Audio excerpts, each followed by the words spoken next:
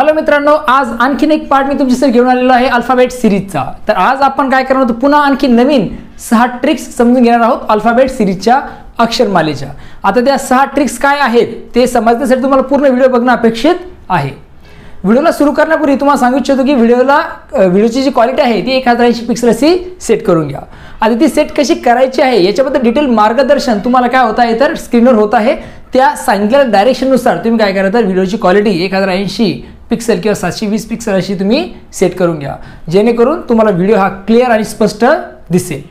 Okay, I hope सर्वांनी आता 1080 pixel अशी व्हिडिओ क्वालिटी सेट केलेली आहे। ओके, आणि लक्षात घ्या की अल्फाबेट सिरीजवर तुम्हाला स्पर्धा परीक्षेमध्ये INTS एक्झाम असेल, ऑलिम्पियाडच्या कुठल्या एक्झाम असतील, ओके, RRB एक्झाम असेल, त्यानंतर कुठल्याही प्रकारची एक्झाम असो स्पर्धा परीक्षा, त्यामध्ये हा जो महत्त्वाचा फॅक्टर आहे त्यावर प्रश्न विचारले जातच असतात।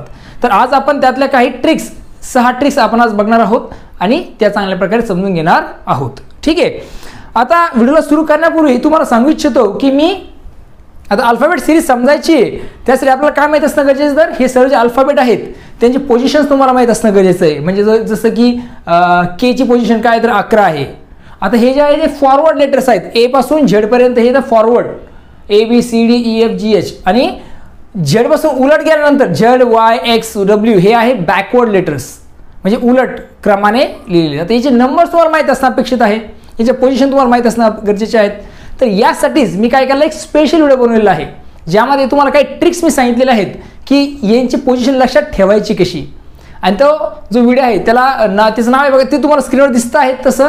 तर तो व्हिडिओ तुम्ही काय करता जाऊन बघा, अल्फाबेटची पोझिशन लक्षात ठेवण्याच्या ट्रिक्स काय आहेत ते त्यामध्ये एक्सप्लेन केलेले आहेत। ओके, जर त्या ट्रिक्स तुमच्या माहीत असणं गरजेचे आहेत, पण त्याचबरोबर तुम्ही काय करा अशा प्रकारचे अरेंजमेंट सुद्धा परीक्षेमध्ये करून घ्या, म्हणजे बरंचसं काम तुमचं कमी होतं अशी अरेंजमेंट केल्यानंतर। ए पासून झेड पर्यंत लिहून घ्यायचं, प्रत्येक अल्फाबेटला पोझिशनला नंबर तुम्हाला द्यायचा आहे, सरळ आणि उलट दोन्ही प्रकारे तुम्ही काय करा तर नंबर देऊन ठेवा।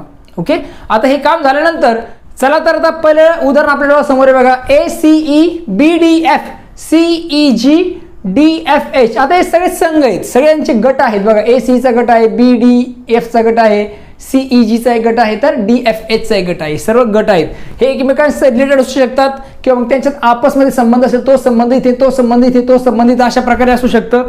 तर इथं काय दिलेलं आहे बघा, इथे जे वापरलेलं लॉजिक आहे ते वेगळं। इथे कसं वापरलेलं लॉजिक, A त्यानंतर B, म्हणजे A आणि B मध्ये 1, B नंतर C नंतर D नंतर काय येईल तर इथे येईल E +1 +1 +1।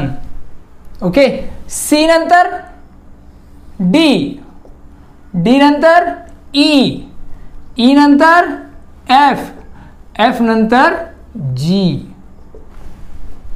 +1 logic very clear, logic is very clear. Logic त्याला आपण काय म्हणू शकतो किंवा ट्रिक जी आहे ती वापरलेली इथे +1 +1 +1।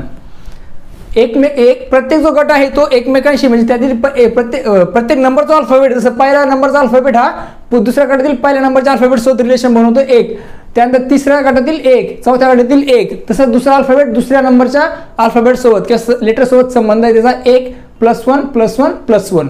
आणि सेम थिंग लास्टमध्ये पण EFGH आणि त्यानंतर I। म्हणजे लॉजिक जे वापरले, ट्रिक जी वापरली ती काय वापरली तर +1 ही ट्रिक वापरली आपल्याला दिसून येते। खूप इझी आहे, लक्षात घेतलं, प्रश्न बघितल्यानंतर बऱ्याचशा गोष्टी आपल्याला क्लिअर होतात। इथे वापरलेलं लॉजिक जे आहे ते आहे +1 +1 +1। आन्सर आपल्या डोळ्यासमोर आलं EGI, आणि ऑप्शन नंबर 3 हे त्याचं काय असणार आहे, योग्य उत्तर असणार आहे।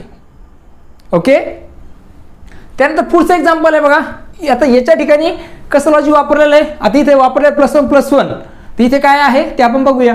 ठीक आहे, पहिले दिलं बघा ACE, त्यानंतर CD CED, चौथा आहे EGC। काय दिलं बघा, ACE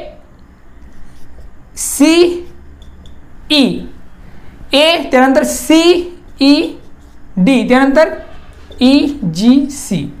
आता इथे लॉजिक बघूया आपण, A आणि C, ABC +2, CDE +2, CDE झालं, EFG तर काय येईल मग G येईल, हे आन्सर पॉईंट आहे। ओके, +2चा वापर आपल्याला करावा लागेल. ई नंतर एफ सोडला त्यानंतर जी घ्यावं लागेल. जसं आपण इथं ए बी सोडून दिला, सी घेतला, डी सोडून घेतला, ई घेतला, ई नंतर आपला एफ सोडून देऊन जी घ्यावं लागेल. त्यानंतर सी आणि ई मध्ये काय रिलेशन बघा आता. C D E +2, E F G, F सोडून दिलाय +2 जी घेतलाय, जी नंतर एच सोडून द्यावं लागेल, H I G H I G I. Okay, +2चं लॉजिक स्थित आहे. लॉजिक जे आतापर्यंत आलेलं आहे ते बघा, प्रत्येक गटाचा प्रत्येक दुसऱ्या गटाशी जे काही अल्फाबेट नंबर आहे त्यानुसारच ते काय करतायत तर लॉजिक बनवतायत. पहिला जो लेटर होता त्याचा लॉजिक होता +2, दुसरा जो आहे लेटर त्याचा पण +2च आहे. ओके, आणि हे सगळे फॉरवर्ड लेटरमध्ये आलेले आहेत, हां लक्षात घ्या. परंतु इथे जे शेवटचं आहे त्यामध्ये तुम्हाला थोडं स्ट्रेंज वाटेल बघा. आलेलं आहे ई, त्यानंतर डी आणि त्यानंतर सी ए. म्हणजे इथे बॅकवर्ड लेटर वापरलेत. पहिले जे 2 लेटर जे होते ए सी, सी ई, ई जी, हे फॉरवर्ड लेटरमध्ये यांचा कंडिशन होती. म्हणजे अशा सरळ ए बी सी डी अशा पद्धतीने होतं.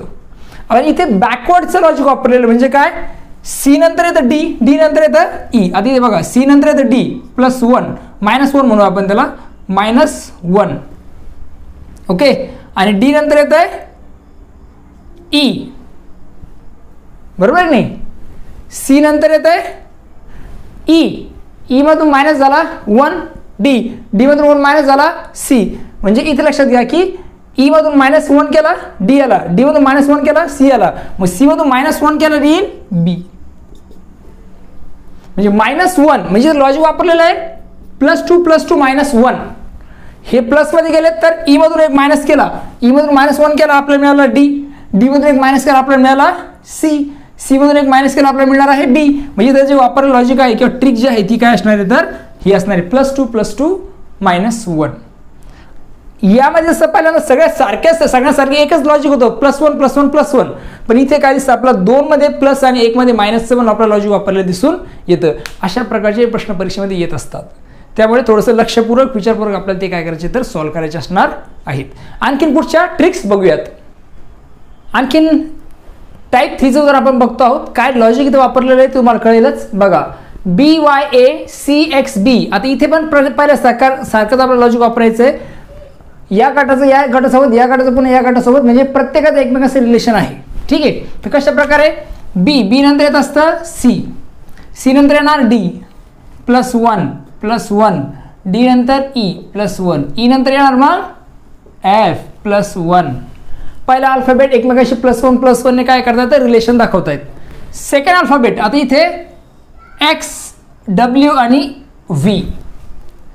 तर जर तुम्ही बघितलं तर वाय आणि एक्स मध्ये म्हणजे अगोदर काय असतं, जर फॉरवर्ड मध्ये बघितलं तर XYZ येईल, म्हणजे एक्स अगोदर येईल नंतर वाय येईल. पण इथे बॅकवर्ड रिव्हर्स लेटर वापरलेले आहेत. म्हणजे -1चं लॉजिक आहे.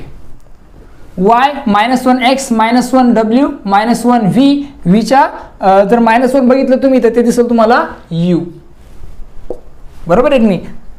Y -1 x -1 W -1 V -1 you -1 you. इथे -1चं रिलेशन आहे. ओके, -1 म्हणजे इथं लॉजिक जे वापरलेलं आहे काय लक्षात ठेवायचं तुम्हाला. लॉजिक काय आहे तर +1 -1. आता शेवटचा अल्फाबेट बाकी तो म्हणजे काय तर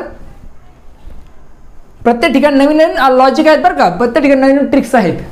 ए नंतर बी नंतर सी नंतर डी नंतर काय येईल मग ई.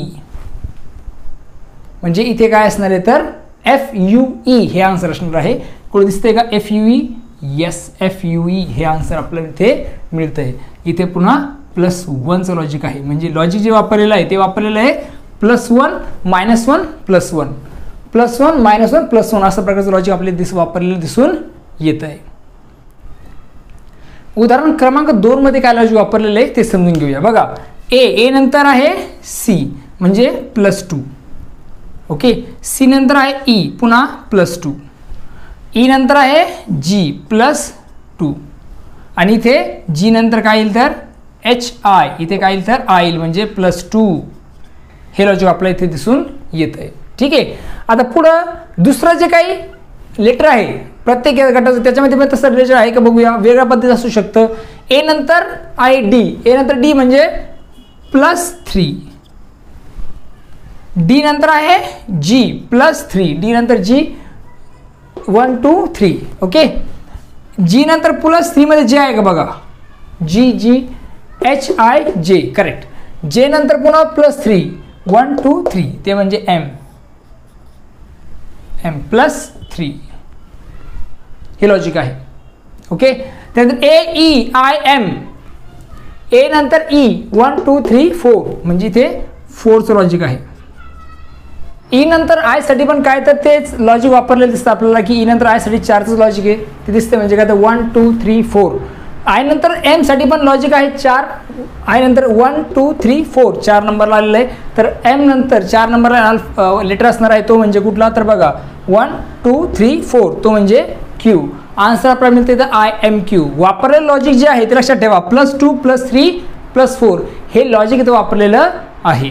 म्हणजे ही जी एक नवीन ट्रिक आपल्या इथे दिसून येते. पुढचं उदाहरण आपल्या डोळ्यासमोर आहे बघा, काय दिलेलं आहे ANOEQQITS आणि त्या 4 ऑप्शन दिले त्यापैकी आपल्याला आयडेंटिफाय करायचं आहे. तर बघूया काय रिलेशन दिलेलं आहे. तर ए आणि ई मध्ये किती फरक दिसतो तुम्हाला, ए आणि ई 1 2 3 4 म्हणजे 4 +4, एच्या नंतर 4 नंबरला ई आलेलं आहे.